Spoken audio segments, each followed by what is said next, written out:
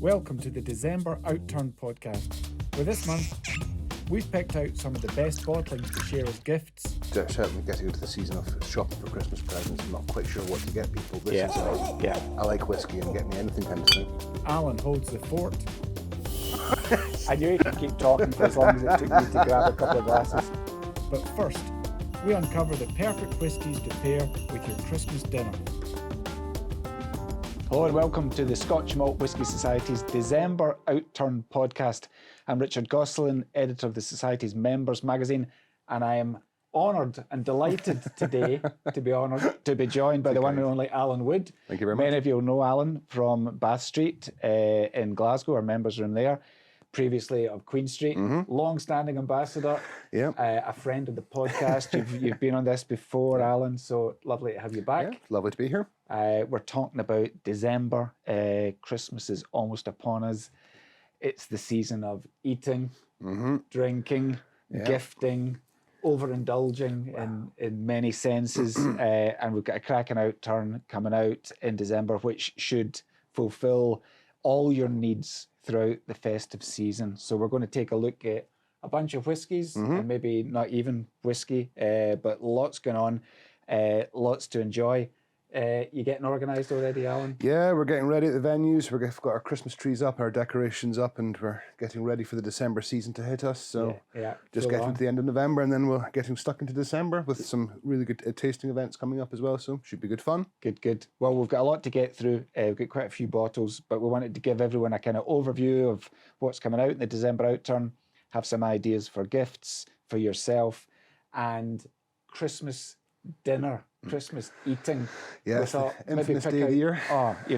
It's all about spoiling yourself. Yeah. But we thought maybe there's some drams in here that are going to work particularly well for different aspects of your festive dining experience. So we thought we could kick off with this one, 44.181. It's called Chorizo Glow. It's already got a nice foodie name to it. So you had a wee sneak preview of this, Alan. What were you thinking? So I think for me, this is a really nice kind of interesting distillery, and I've always enjoyed these releases. And myself, I'm big into my peated whiskies. So this is kind of what maybe some people would consider not to be their flavour type or flavour profile. But you really get that note of spicy and sweet, a proper kind of winter warmer as well. Yeah. It's very rich, isn't it? We've said if you're not doing turkey for Christmas, maybe something like a game meat, like a venison or something, then a proper meaty heartiness, you really kind of will go well with the spice and the sugar as well. Yeah, because that's going to stand up to those going to fight strong flavours, isn't Definitely. it? Yeah, that's very nice. 16 years old from Distillery 44. This is an example of something that we looked at in Unfiltered last month. The spirits team are working on a series of bottlings, which informally they're talking about 2 to 1. So I don't know if you're up to speed on that. Certainly, we've had a lot of people asking us questions about this 2 to 1 process, and I think it's a really important step because it allows an extra depth and an extra complexity to be added, but it also, you get these distilleries like 44, for example, that have this reputation for a certain style. Yeah. And the society is now bringing this kind of alternative style through as well, which for me is a fantastic step forward. Yeah, because it's different layers from the journey of the spirit through different casks, right? So in this case, the spirits team took 2 bourbon hogsheads, right? And then they split those 2 hogsheads into 1 first fill American oak PX hogshead, and then the other one was a second fill Oloroso hogshead. And that's what I really like about it, is that you get these, I guess if you use a better term, sherry nutters that are, I only drink Oloroso or I only drink Pedro Jimenez, and this you're getting the best of both worlds. Yeah. But also at the same time, you're seeing the uniqueness of casks coming through, which is what the society's all about. It's letting the cask do the speaking. Yeah. And you're getting this lovely marrying of Oloroso, Pedro Jimenez. You're getting this lovely kind of wood coming through as well. Yeah.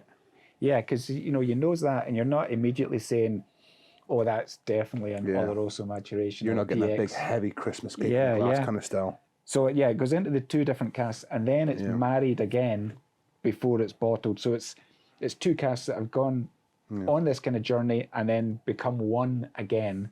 And yeah, it's like... It's something you can just sit there sniffing for hours. Yeah. And before I got started in the society, the whole notion of nosing was a very alien concept. And now I can sit there and just nose a glass and just get all these flavours coming through.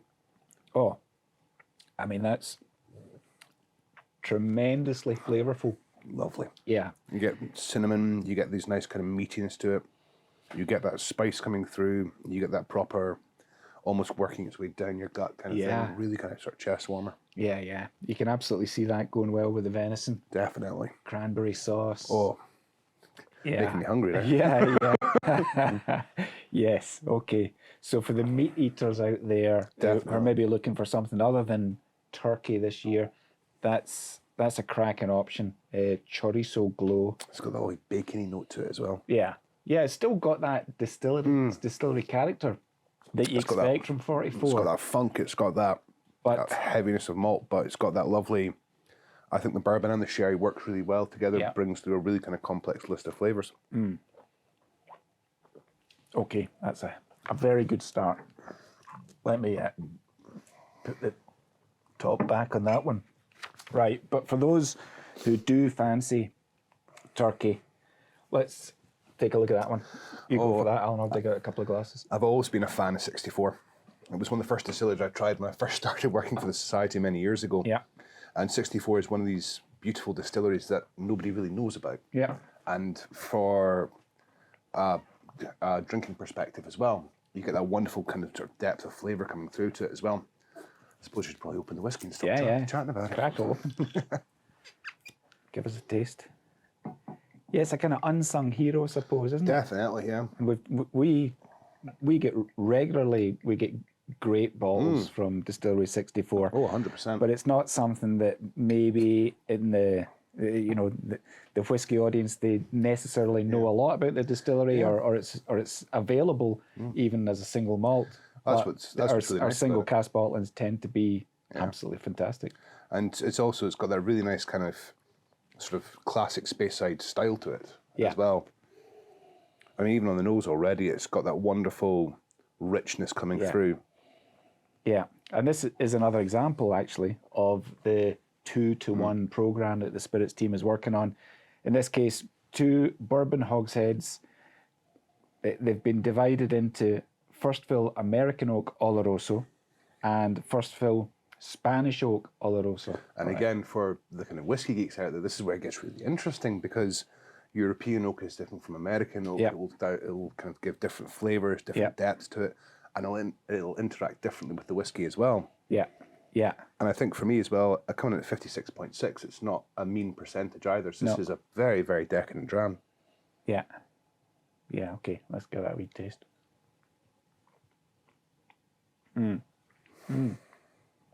Yeah. Very different from the 44. Very, very different. No, it's not got the 44's funkiness. This has got much more that traditional Christmas put, like that heavier style, but at the same time. Yeah, I mean it's classic deep, rich and dried fruits territory, I suppose. It's kind of classic space sherry, but at the same time, it's got that little note of something else underneath it.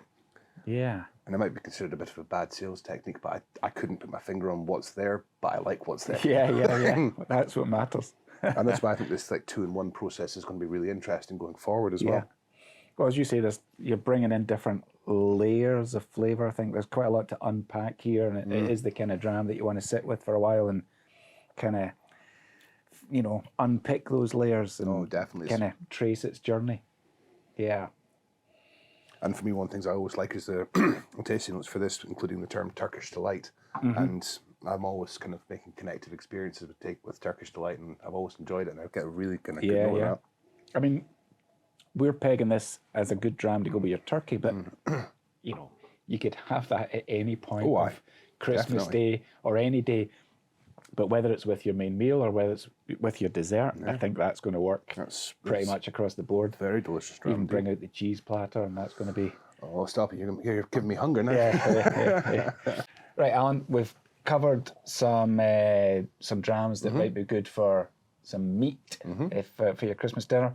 Not everyone's a meat eater, so we're thinking if you're vegetarian or vegan, we've got to find some other options. This is one from the winter series. I think you've already seen this one in Yes, venue. we've got this in venue at Bath Street as well. And again, much like distillery number 64, 73 is one of these, what kind of like dark horse distilleries. Nobody really knows about, but people know they do some good offerings, but it's often bypassed, and you get some fantastic value for money bottlings out of this as well.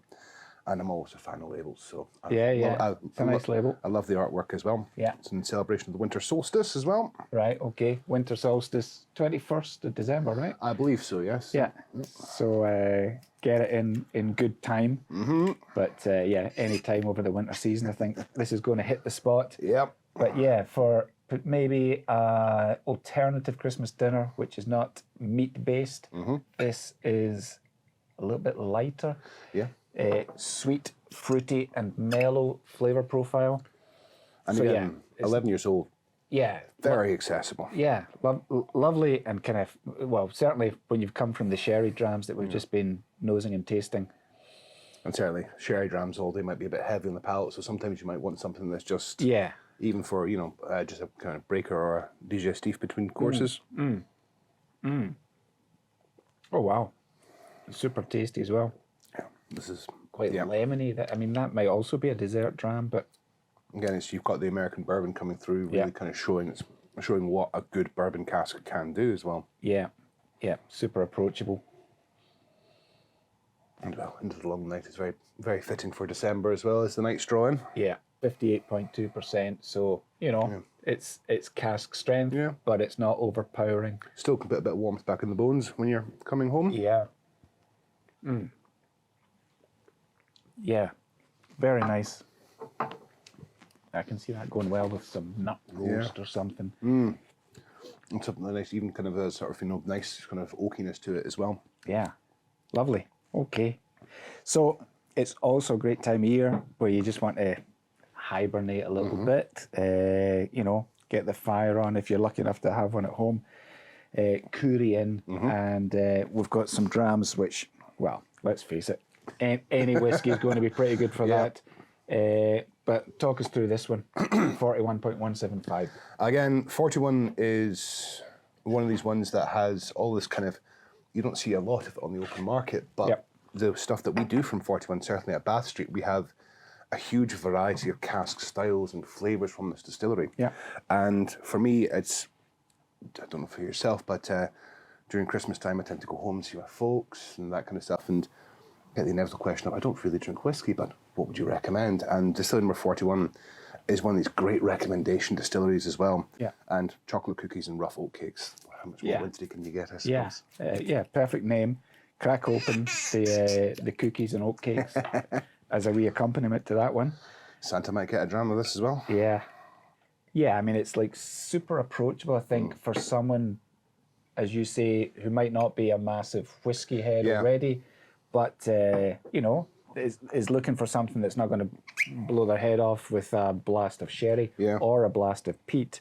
This is kind of classic second fill bourbon hoggy, isn't it? This is one of these kind of, certainly getting into the season of shopping for Christmas presents and not quite sure what to get people. This is a, I like whiskey and get me anything kind of thing. Yeah,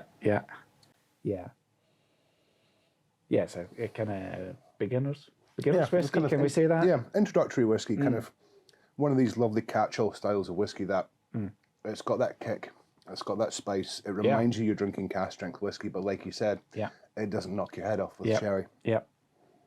Yeah, it's got a classic Speyside character without it being funky in any way. You've not got, like with the 44, you've not got that funk that in this one here. With the 64, you've not got the heavy sherried with this one here. Yeah, there's a lovely fruitiness to it. Light, delicate, approachable. Very approachable. And also as well, coming into the spicy and dry flavour profile, sometimes somebody might think, oh, it's going to be too hot a whiskey, whereas this one, it's spicy, it's dry, but it's not like you're chewing on a chili or something like that. Exactly. Yeah. I sometimes wonder about spicy and dry in terms of the flavour profile categories that we use. All cask strength whiskey to a certain extent is hot, right? But I think spicy and dry, people might look at it and say, "Oh, I'm not sure if I want a spicy whiskey," but that's not burny. Yeah, it's not got that kind of drinking. It's got that nice warming feeling. Yeah. You can feel it kind of working its way through you, and you can feel it kind of making you want to curry in more than anything else. Yeah. Put it in a hot toddy and settle down. Oh man. Okay. We've got something a wee bit different as well this month. American bourbon whiskey. Always fantastic to see them coming through the door as well. Yeah. Let's dig out a couple of glasses for that.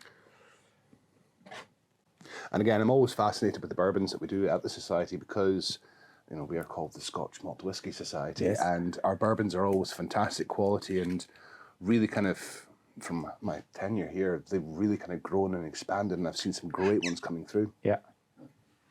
So, what do you think? Is it a big leap to go from Scotch whiskey to a bourbon? Or is there a certain flavour profile that you see a crossover between them? I think for me, the flavour profile crossover would probably be spicy and sweet because bourbon has that slight sweetness to it as well. And I think because of our bourbons being cask strength, there is that kind of, the way I would describe our bourbons are sort of whiskey drinker bourbons. Yeah. Because when you think of bourbons, you think of these sort of really sweet, sugary style whiskies, much more sweeter style. Yeah.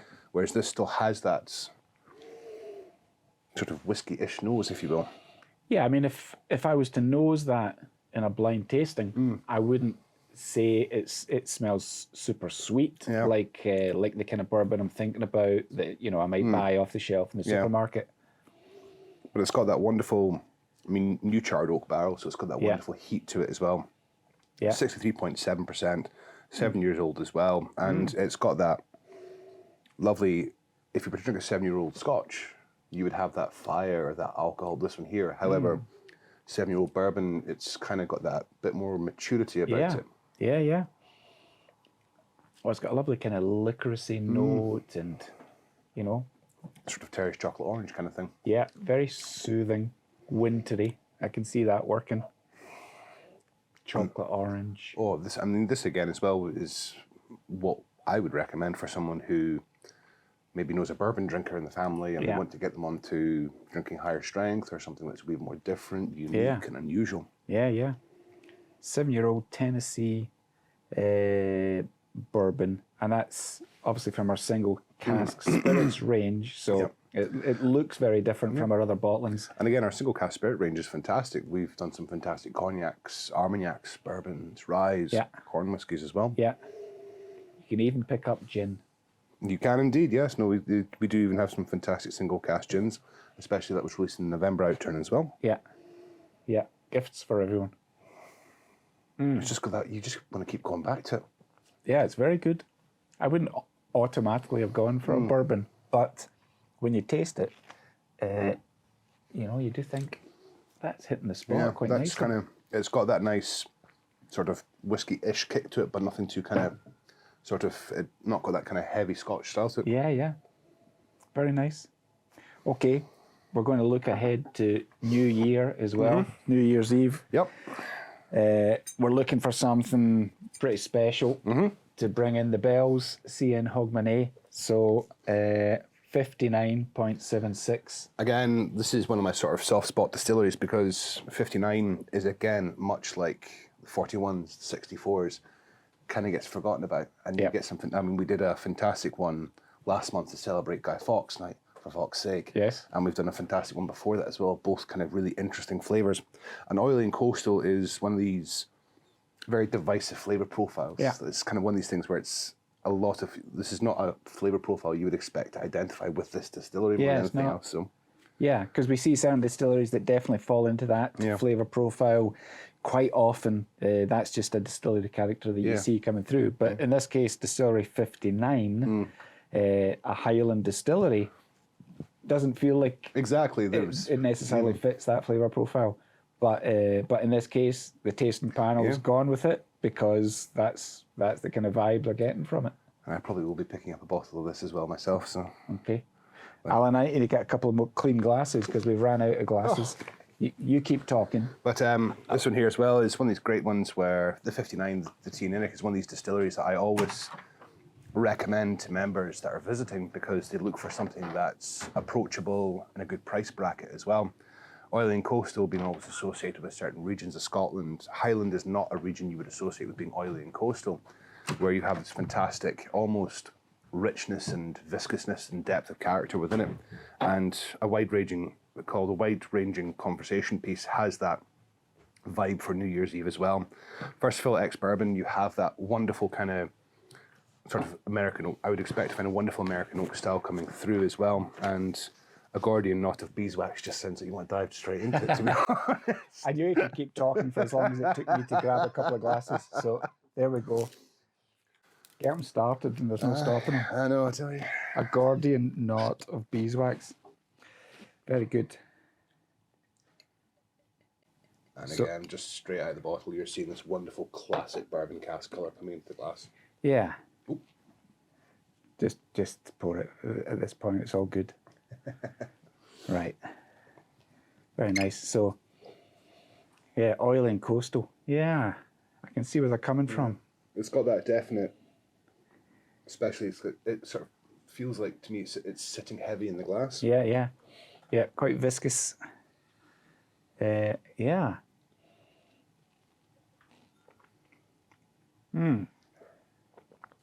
Definitely get the pear. Yep, get the pear. Definitely get the pear. Quite syrupy, isn't it? Menthol lozenges. And first of all, bourbon hog, you're still getting that kind of American sort of style of bourbon hogshead casks. Yeah. I can see you having some of that in the hip flask if you're out and about. Oh, definitely. It's going to stand up to the elements, and a kind of dram you could potentially take outside if you're going on the Boxing Day walk. Yeah, exactly. Yeah, very nice. Fantastic. And it's lovely to see more oily coastals coming through as well, which is fantastic. Yep. Okay. Brilliant. Well, that's 6 bottles out of, I'm not sure exactly how many, more than 20 coming out in December.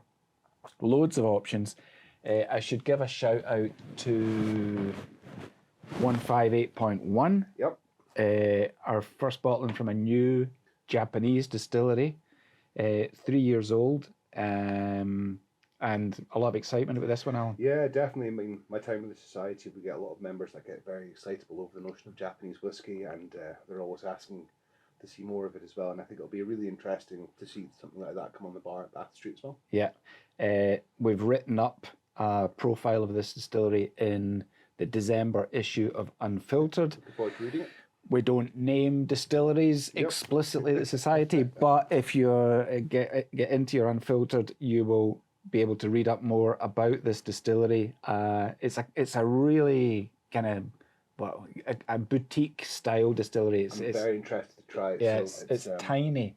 They used to do, well, I think they still do shochi, the Japanese distilled spirit.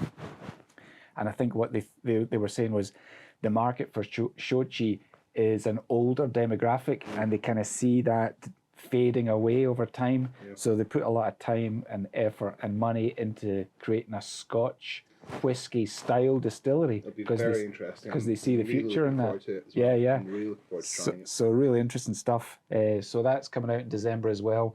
Really, really interesting from Japan.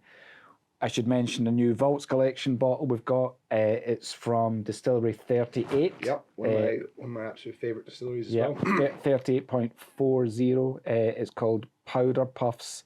And we were talking earlier, and you were talking about people who are looking for something, maybe from something totally different, or something that's you just can't get again, and this kind of falls into that category. It's 38 is one of these glorious distilleries that we get a lot of people asking for closed distilleries that are very famously recognisable, and this one is kind of the underdog of the closed distillery world, and yet you get some fantastic value for money bottlings for it as well. And for the age and that kind of style as well, it's a whiskey that just will never see the light of day again, kind of thing. So we'll never see this distillery producing brand new spirits. You never know. It might reopen. Well, I know it's demolished. It's gone. It's that's the thing. It's not just mothballed. It's gone forever. You will never see it again. Through the shores. So that's 30 years old. So really special Vaults Collection coming out. And you mentioned also from Distillery 33, Yep. something coming out in December as well, Yeah, there's- 33.14. Yep, there's a beast coming through from Isla, so Yeah. it should be good fun to see that coming through and coming back to the bar, because I certainly have missed 33, so it'll be nice to see Yeah. something appear. Well, this back one is again. called the Spaniard, the American, and the Iliach. So that sounds, even the name of that, I'm thinking I would love to get hold of that. Matured in American oak, ex-Oloroso sherry butt for 13 years, then transferred to Spanish oak, ex-Oloroso sherry butt that had previously been used to mature SMWS bottling 149.1. That's what I'm interested about, as Yeah. I want to see how that Yeah. kind of cask style interacts with Yeah. traditionally heavy style from that distillery. Yeah, so yeah. It should be, It sounds should be a fun tremendous. time. So yeah, lots to dig into in December. I should give you a mention of delivery dates if you're thinking about getting something sent to your home. The rest of the Germany is Monday the 18th of December. The rest of the EU is Wednesday the 13th of December. You need to be ahead of the game. And in the UK, Tuesday the 19th of December is your last chance to guarantee delivery before Christmas. So don't hang around. We've got loads of Christmas gifts coming as Yep. well. We've got all those on the website. So if you're looking for something other than the whiskey, you can check that out, and there's plenty to choose from. But yeah, all about the whiskey as well. Should be fantastic. We've got the Advent calendar coming as well, which should be good fun. Yeah, that's right. We've certainly got some fantastic tastings happening at Bath Street. We've got the New Year's Eve event happening as well. So Yes. looking forward to it anyway. So it should be a good season. Brilliant. All right. I don't know which glass to say cheers with. I'll pick one at random. But thanks for coming in, Alan. Always a pleasure. Always a pleasure. care. We'll see you in Bath Street, and we'll see you in the Outturn podcast before too long. Cheers.